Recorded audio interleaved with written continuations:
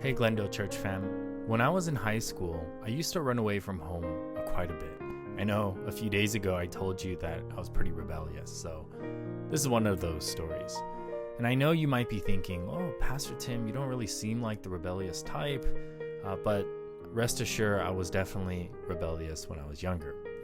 One of the things I hated was when my parents would make me work at the family business after school. I hated not being able to go hang out with my friends, so the way that I would mitigate this is that I would simply run away. I'd skip school sometimes, I would lie about where I was, and the city of Anchorage, where I grew up, really wasn't that big. There really isn't much to do, or really is there anywhere to go. Now, oftentimes when I would run away, I would simply just go to one of my friends' house or go to the mall and just chill there with them. Now, whenever I went home after the fact that I had ran away, even though my mom would be upset and angry at me for running off, she would always ask me if I ate and she would check up on me. She never really seemed to be worried, and it baffled me. I didn't really think of it much then, but it did make me feel insignificant and unimportant to them. A few years back, as I was thinking about all the times that I ran off from home as I was preparing another sermon, I suddenly got curious. I asked myself, wait, why didn't my mom worry about me when I was gone? Why wasn't she blowing up my phone? And I started to feel a little butthurt about all of it. I remembered to think things like, wow, my parents really don't care about me. They don't love me. Maybe my family really is evil. Maybe they really hate me. Maybe they're glad that I left Alaska and moved to California.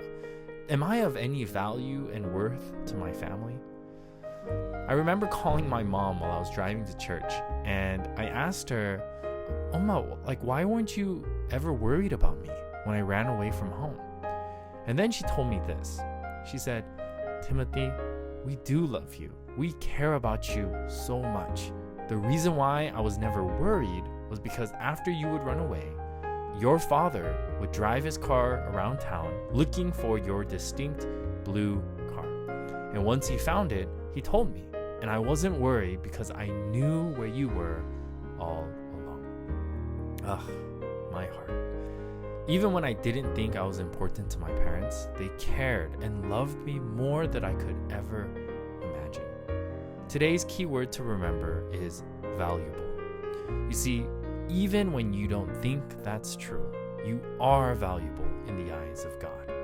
In Luke chapter 12, we find a section where Jesus is telling his disciples to not be anxious about anything in life. The reason? Look at verse 24. Consider the ravens. They neither sow nor reap. They have neither storehouse nor barn, and yet God feeds them. Of how much more value are you than the birds?